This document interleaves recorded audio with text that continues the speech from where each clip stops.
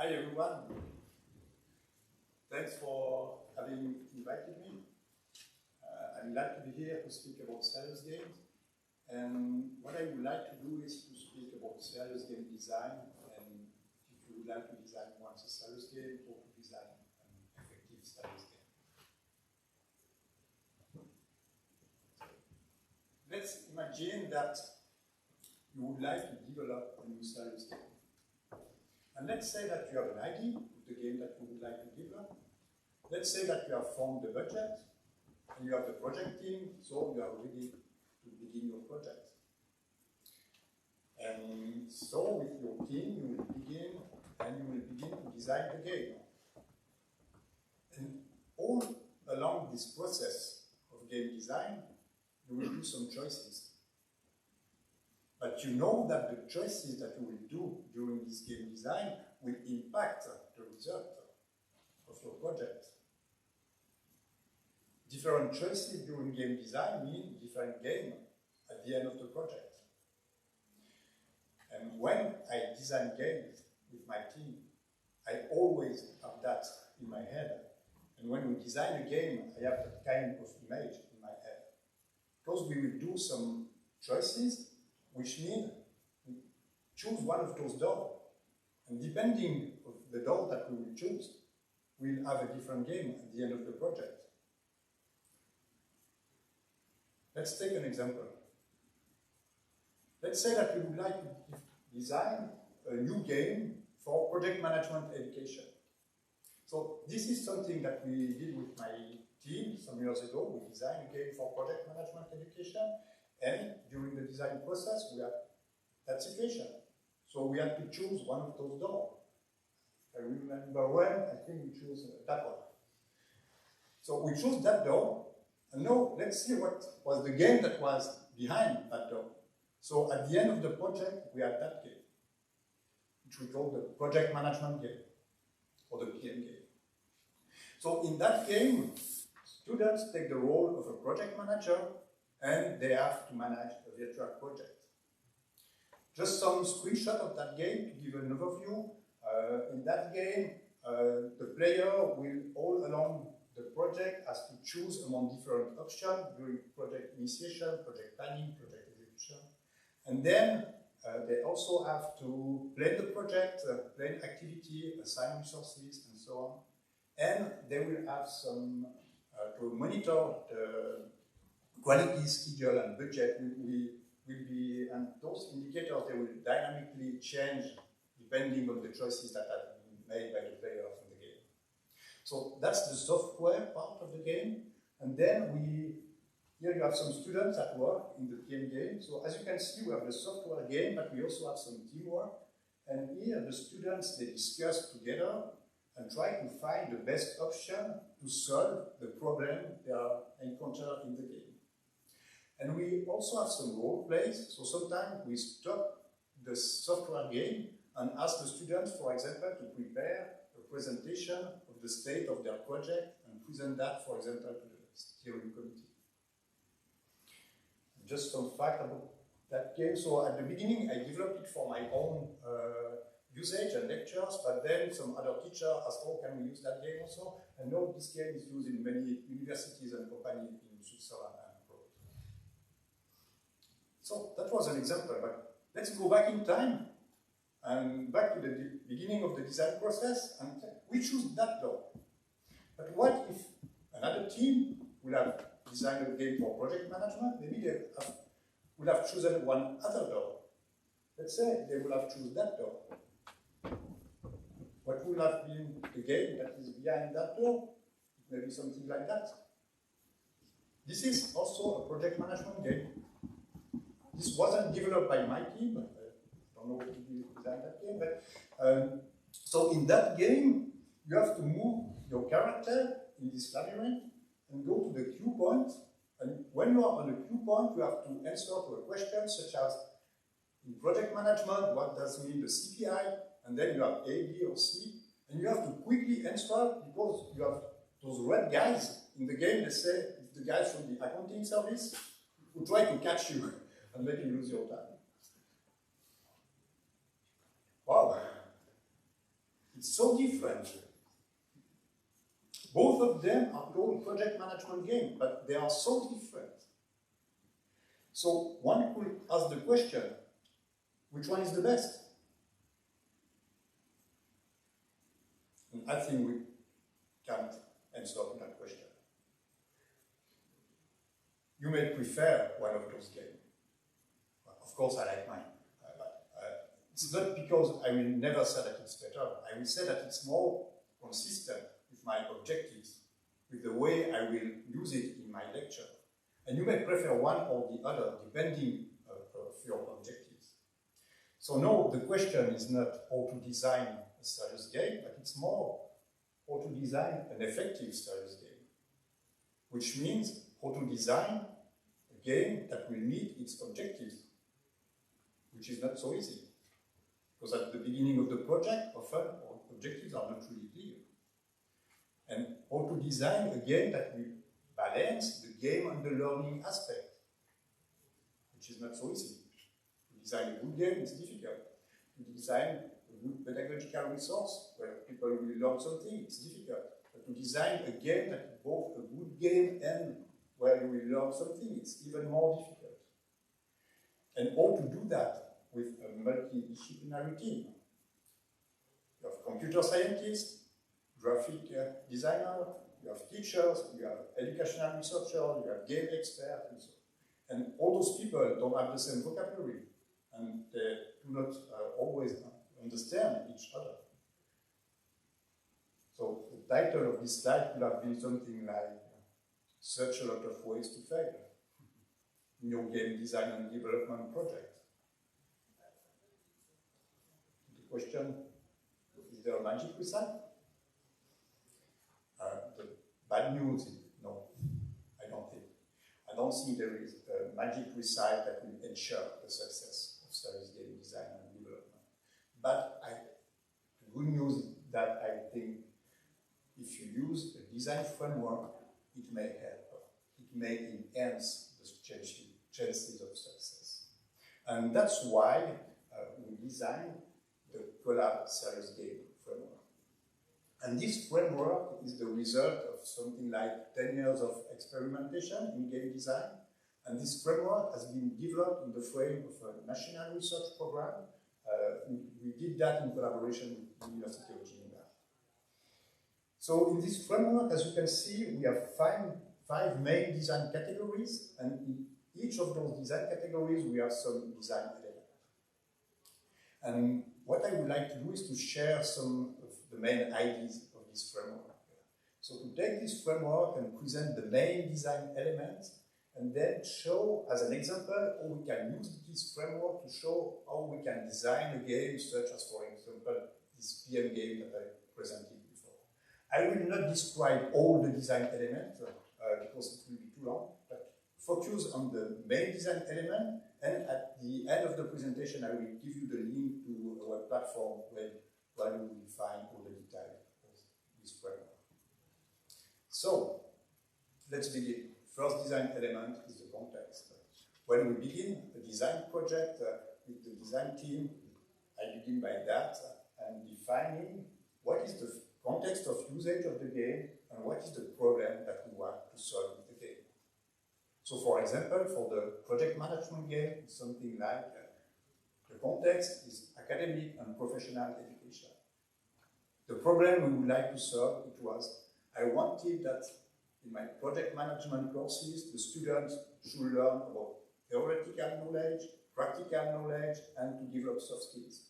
But the problem is that in ex-cathedra lecture, it's difficult to develop practical competencies and soft skills. So that was the problem. Now, the second design element is the learning goal. So here, we will describe briefly what is the serious goal of our project. So, in the case of PM game, it was, I would like that this game help to develop practical competencies and soft skills. And then, the third design element is the game outline. Here you will briefly define your game. So try to pitch your game in one sentence. So for example, for the PM game, something like, in in this game, you will take the role of a project manager, and then you will have to successfully manage your project by taking the right management decision. Something like that. And now we have our first design category, which we call the context and objective. And we have to ask the question, is it consistent? So, for example, for the PM game, are the context and the learning goal consistent?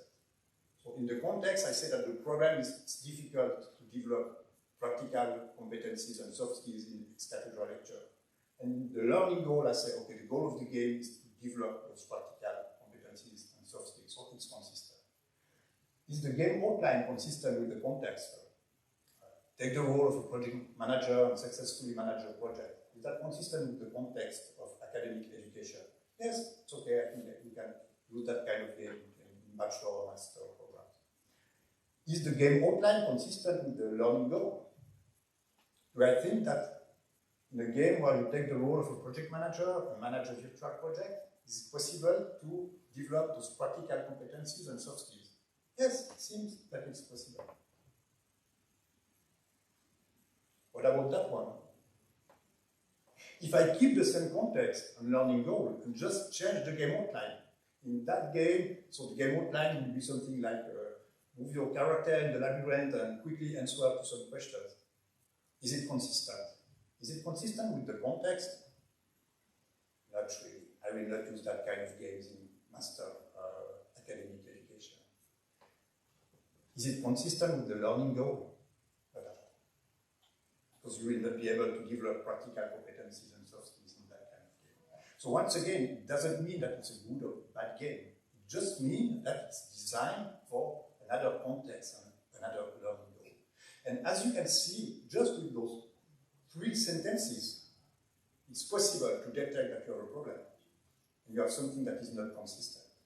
And once you have done that, then it will give a kind of direction for all the projecting, because you know where you go. And if in the middle of the project, you have some new team member that join the project, it's easy to quickly explain what's the idea of the game, what's the context, what's the problem you want to solve, what's the service goal, what's the idea of the game. So now, if you are consistent with that, we can move further and go to the learning design. So here we will precise what is our service goal. And we'll begin by defining the learning objectives. So here the idea is to break down the learning goal into smaller elements, so to precise this learning goal. And I will, for the PM game, I will have something like, at the end of the game, the player will be able to, and then give a list of all what he should learn in the game, such as create a project proposal, carry out a risk management process, lead a steering committee, create an activity, a network diagram, and so on. Next step, define the learning foundation. This is a step that often people want to skip. I advise not to skip that step. Here we will think about what are our learning objectives and try to explain how is it possible to reach them, and try to be scientifically grounded. For example, we may use things such as the Bloom taxonomy. Which say that you can have a knowledge at different levels. The low order level is you just remember things, or you are able to recite blah blah blah, but you don't even understand what you say. And then you may understand, but maybe you are not able to apply. And then you are able to apply, and then you go in a higher order thinking skills, such as being able to analyze, evaluate, or create new knowledge with what you already know. So in the PM game, we are more in the high-level competencies.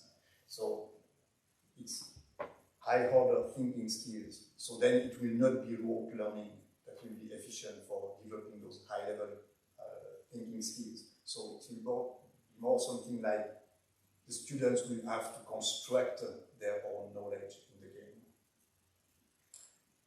Okay, and then we have some other learning design elements, such as defining the learner profile, defining the pedagogical scenario, but I will not go deeper in this presentation for those elements.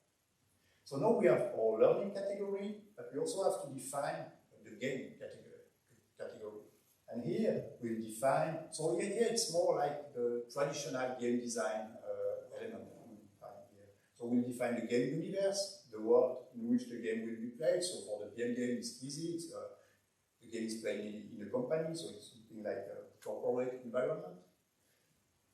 And we'll define the goals and the rules of the game, and try to find a clear goal that is achievable with simple rules. For me, a good game is a game that has very simple rules that you quickly understand, but then those simple rules generate a complex and exciting gameplay. A bad game is a game where you need with very complex rules, you need 2 hours to understand the rules, and once you have understood the rule and played the game, you discover that you generate a boring gameplay. So try to find simple rules. So for the PM game, the goal is complete your project within predefined objectives, cost and schedule. And then we have just a single 5 or 6 rules such as there's no way to go back, what is decided is decided. And then in the gaming part, we will also define things such as the game type, adventure game or first-person shooter or simulation and so on. And we'll define the graphics, have to be consistent with the context and with the user profiles, and we'll define the simulation model if it's a game that is based on simulation and so on. Okay, now we have context, the learning part and the gaming part. And the next question is how to link that. And this is the key. This is the key to success or key to failure. If you miss that, if you are not able to link the learning and the gaming part, then you will miss your objective. So how to link the game aspect with the learning aspect? And the answer is through the alignment of 2 main mechanics. One mechanic is the learning mechanic. What we call the learning mechanic is those elementary activities that will be repeated all along the game by the player and that will enable them to learn. And we can learn something by different ways. We can learn by listening to a lecture, you can learn by reading a book, you can learn by doing exercises, you can learn by discussing with other people, and so on. And you have to find the right mechanic that should be aligned with your learning objectives and learning foundation. So, for example, in the PM game, the main learning mechanic is take decision in team. And then apply your decision in the simulation and analyze the results that you obtain. And then participate in debates within the team to try to understand what's happening. So that's the first mechanic. And the second mechanic is the game mechanic. So the game mechanic is this kind of mechanic that the player will repeat all along the game. So it may be a jump or move your character or shout or so on. So in the PM game, the core mechanic is decision making. So doing choices within team. And then we have some secondary mechanics such as plan your activity and assign resources and so on. And once you have done that, once again ask the question, is it consistent? Are the learning mechanic consistent with the learning design? So for example, in the PM game, we have the learning objectives. From the learning objectives, we have seen that the learning foundation is more high-level competencies. And then we have those mechanics which are discuss in team, try to solve the problem in team, take decision, analyze results, so it's consistent. Are the learning mechanics consistent with the game mechanic? In the PM game, the main learning mechanic is discuss in team to take the right decision, and the main game mechanic is take decision. So they are nearly the same, they are really interrelated. So they are really linked together, so it's okay. Are the game mechanic consistent with the game design? So in the PM game, the game mechanic is take decision. Is that consistent with the game universe? You are a project manager in a company, taking decision, yes, it's consistent. And does the game mechanic is consistent with the goal and the rules of the game? Yes, because to achieve your goal in the game, the rule is to take the right decision, so the game mechanic is consistent with that also. So we are quite aligned from the learning objective to the goals and rules. What about that one? If I keep the same context and objectives, and I look at the learning and game mechanics, the learning mechanic is quickly answer a question, and the game mechanic is move your character. Will it be consistent with our game? No. Because the learning mechanic will not be consistent with the learning objectives, because this is a kind of mechanic that is for rote learning, it's for low order in the Bloom taxonomy. It will not enable to achieve this high thinking order, which again doesn't mean that it's a good or bad game. It just means that it's not consistent with what we would like to do in that situation. I may have a kind of problem with that game, which is the learning and game mechanic. Because the learning mechanic is answer a question, and the game mechanic is move your character. And this is not really consistent. And for that reason, this is not exactly a serious game. It's more kind of gamification. You have the question, and then you have the game, but it's not really interrelated. One last design category I like in our project, as from the beginning of the project, to define how we will assess the result. And this is through the evaluation category. Define as the beginning of the project, how you will do the learning assessment, assess if people have learned something in the game, and how you will assess the game. And for that, you have different kind of scales and methods that are available, and so this define at the beginning of the project which one you will use and on what level you would like to reach. You know, we have our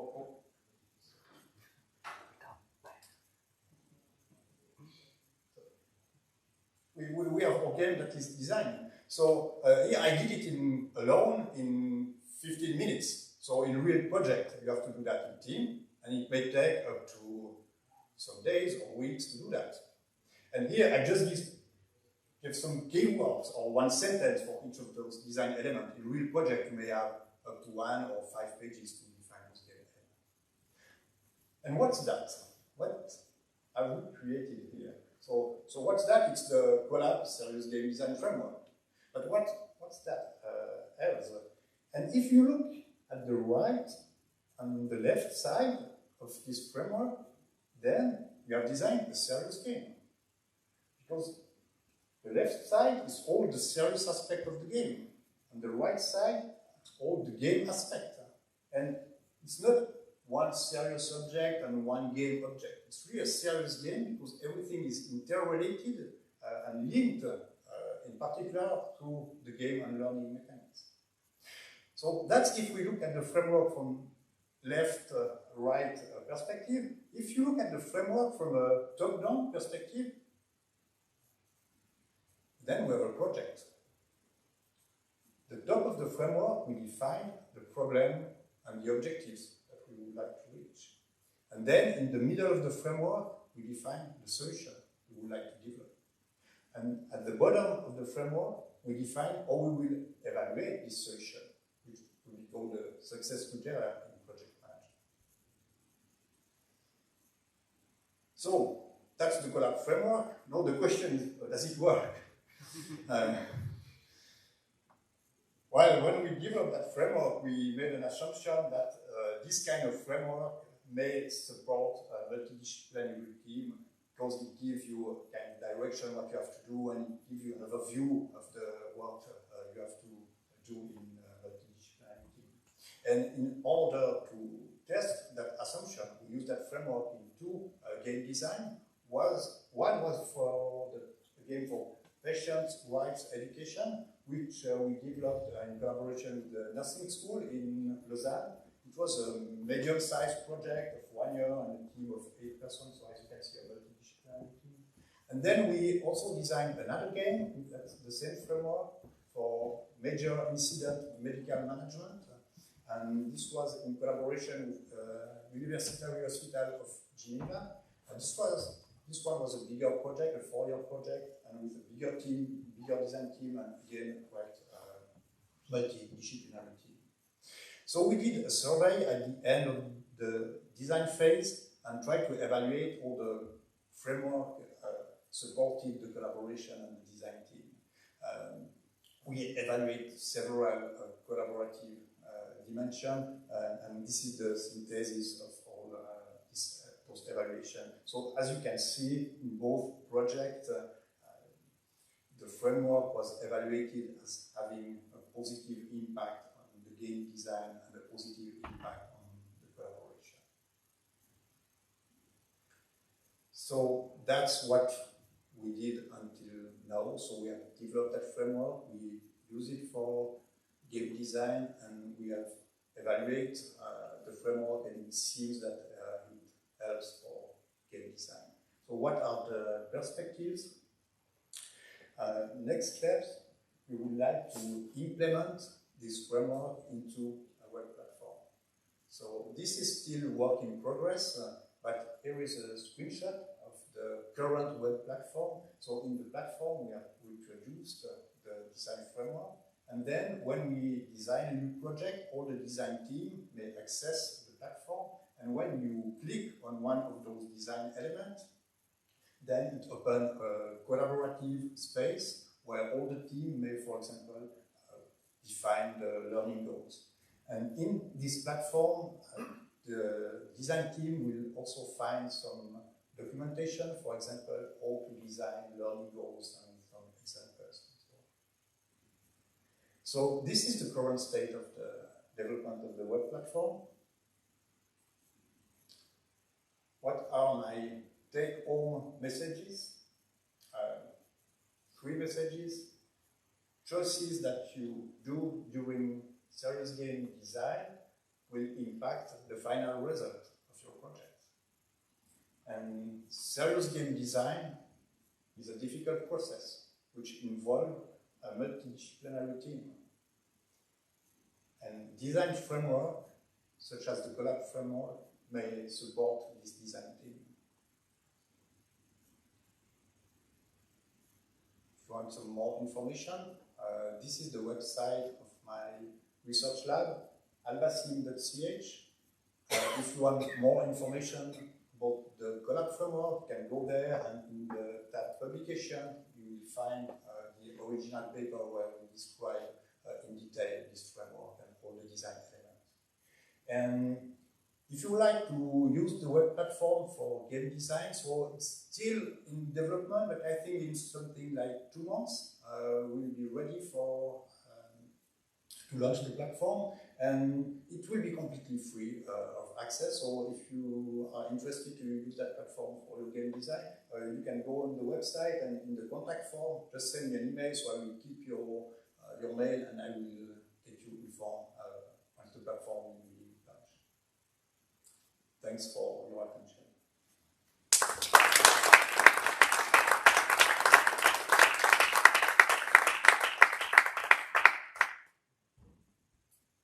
Any questions?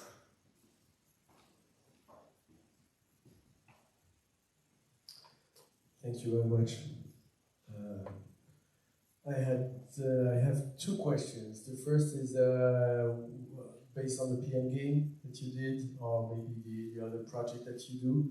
What kind of design approach you suggested? I don't know if you coached them or if you let them do this and then were there for the input and the output. If you used design thinking, or yeah.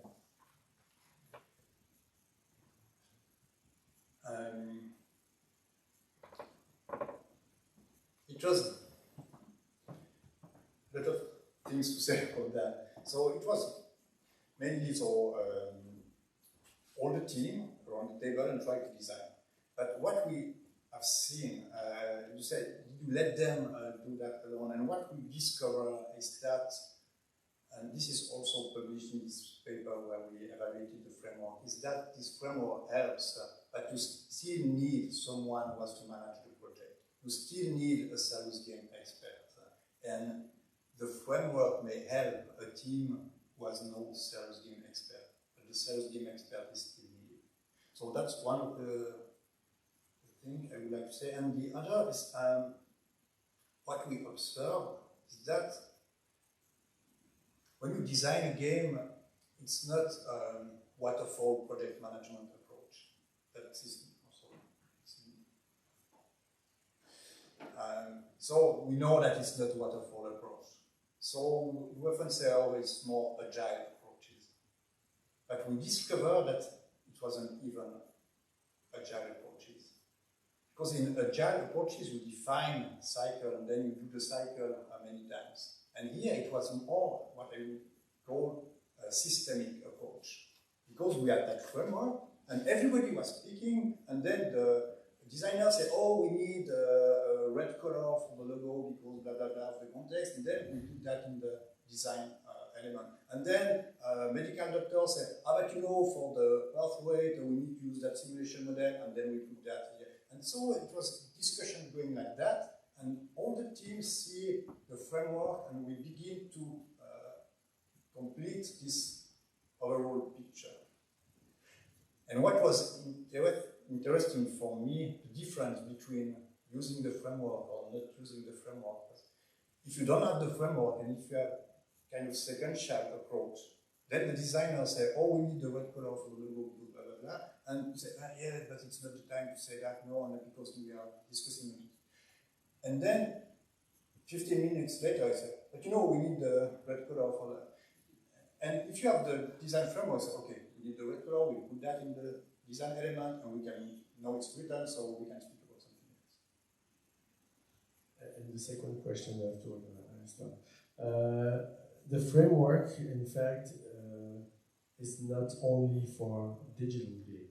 It could be like for any kind of game. Yes. Yes, sure.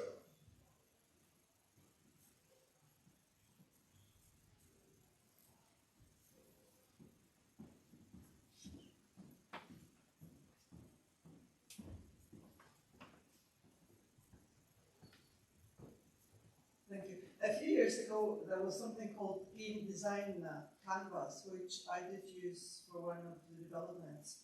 And not for a team effort, but for an individual game. Have you compared your approach with that, and have you got it published somewhere? I don't remember about this game design Canvas, but if you look at the original paper where we present the framework, what we did, we based it on experience, but we also based it on literature review. So we did a scientific literature review on all the design framework and tried to look what were the main elements that we will find in all the framework, and then to base this framework.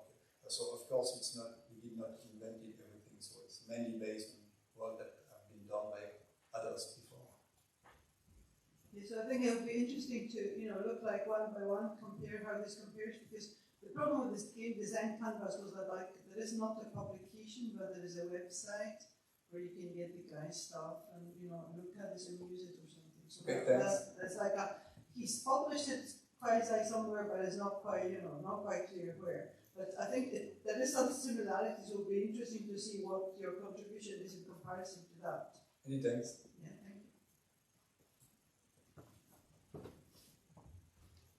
Thank you for your presentation. I don't know how much it was discussed already. I'm going to use a little bit of cherry picking here, maybe. But your framework work is really interesting. My question was: is your PM game?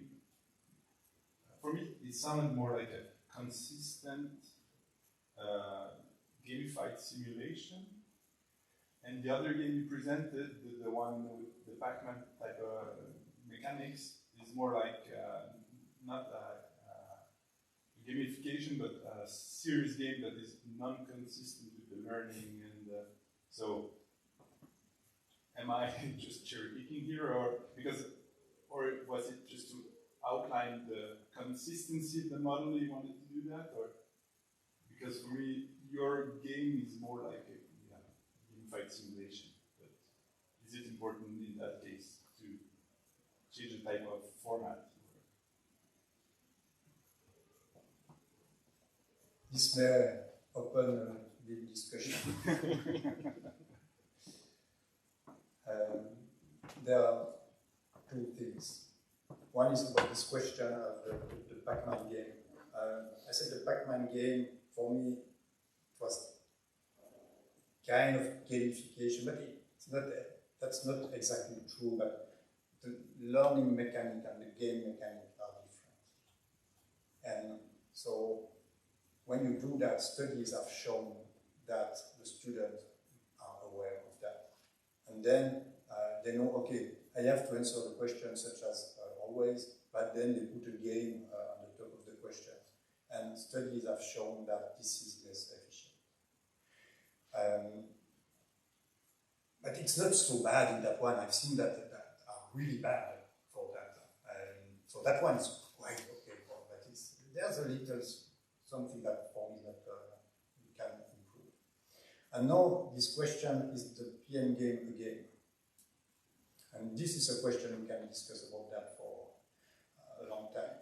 Because if you look at the definition of what's a game, you will find such a lot of definition. And depending of the definition, you will say yes or no or yes or no. And so it depends on the definition you take.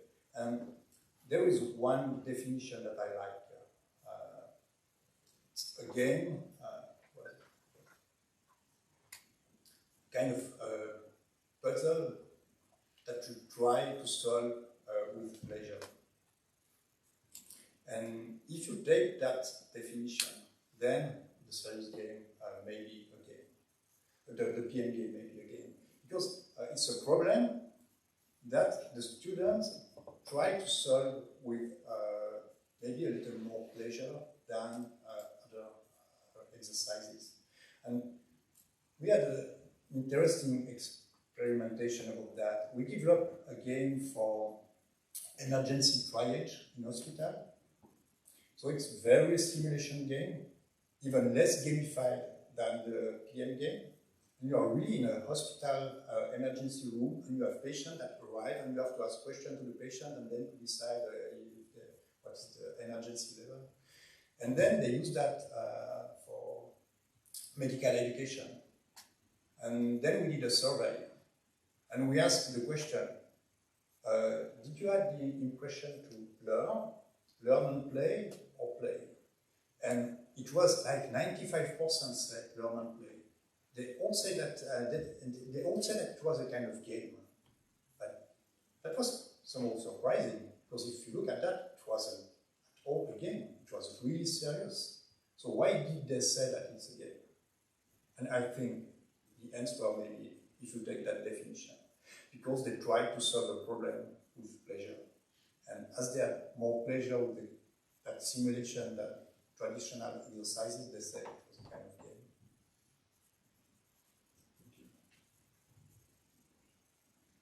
Maybe I have one last question. It's aligned with what we said now. It's about this idea of consistency. Do you think it is always needed, for instance, outside the education domain?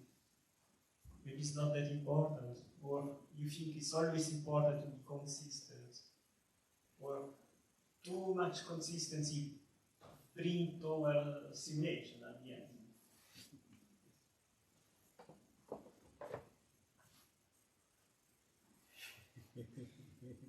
So what is the question? No, What do you think? I understand the question. I would say you have to be consistent, but too much consistency will mean not enough flexibility. And you can be consistent but be flexible. So for example, with this PM game, sometimes I saw things that the students imagined or did in the game that I was really surprised. I saw they did many things which I didn't play, so because there is some flexibility in the game, and this is also because not everything is in the software game. So one part of the game or role play, or so I would say yes, be consistent but stay flexible. So it links me as a non-specialist of serious gamer. So you try to tell us what game means to you, like okay, learning with pleasure or with fun. But maybe what is serious? Is it, and maybe that the question is not only to you, but to everybody here. Is serious always learning?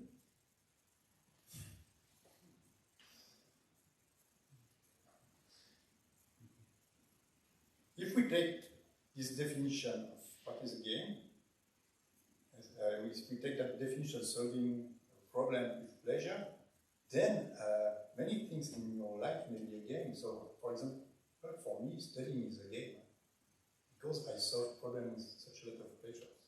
And then you have people who say, is football a game? If you play it, so you have to solve a problem to put the ball in the goal. And if you solve that problem with pleasure, then it's a game. Some professional players say, oh, I don't have any pleasure, it's not any more game for me. So with this definition, we can understand those kind of things. So that's one part of the answer to the question, is learning serious or not? It depends. And if learning is a game, which means that you learn with pleasure, to solve the problem with pleasure, then for me it's perfect.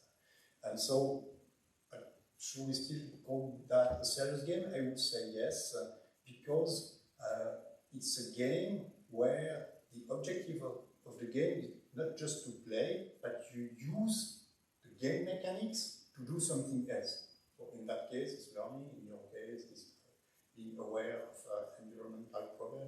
And so if you use the game approach to try to reach another objective, then I would call it serious. Thank you. It's 15 minutes that I see Stefano edit.